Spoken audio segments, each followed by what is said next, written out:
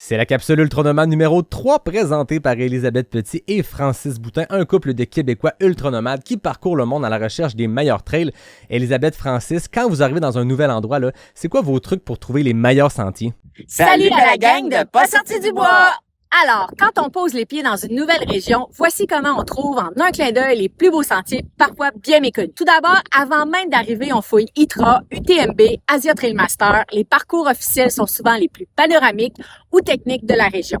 En 2 clics, on télécharge les traces GPX et on repère les lieux incontournables à tester lors de notre séjour. Ensuite, Strava, c'est notre boussole. D'abord, on active les Heat Maps. On voit d'emblée les sentiers les plus empruntés autour de nous. On cible un segment populaire, puis on regarde qui court dessus. Puis, on ziote leurs traces et on télécharge leur GPX. On regarde aussi les photos des parcours. Si un profil nous inspire, on envoie un court message pour avoir le conseil d'initié. C'est comme ça qu'on a découvert des coins magiques, juste grâce à une recommandation directe. Et parfois, un simple message change tout.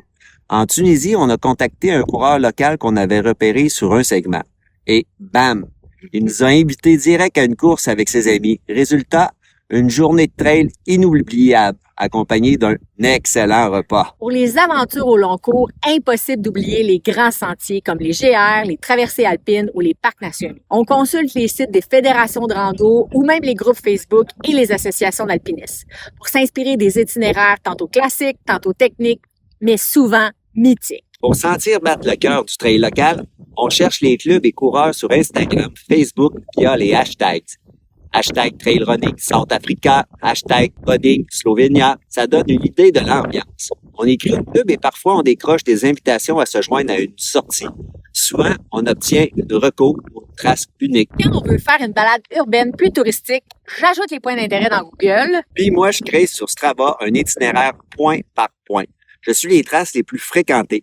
Et on garantit la pause gourmande dans le meilleur café du coin. Et là, il vous reste juste à suivre l'itinéraire sur votre montre, pas besoin de gosser avec votre téléphone pour vous repérer. Enfin, le trail, c'est la rencontre entre le terrain et ceux et celles qui le foulent. Osez contacter les coureuses et coureurs locaux et tester les stratégies. Vous n'aurez jamais 2 fois les mêmes aventures.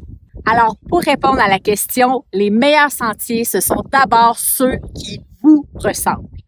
Foncez, explorez, testez, discutez. À chaque voyage, son lot de surprises et de rencontres. Merci Francis, merci Elisabeth, j'ai déjà hâte à votre prochaine capsule, mais en attendant, les gens peuvent vous suivre au ultranomade au pluriel.com ou sur les médias sociaux. Cherchez Ultranomade.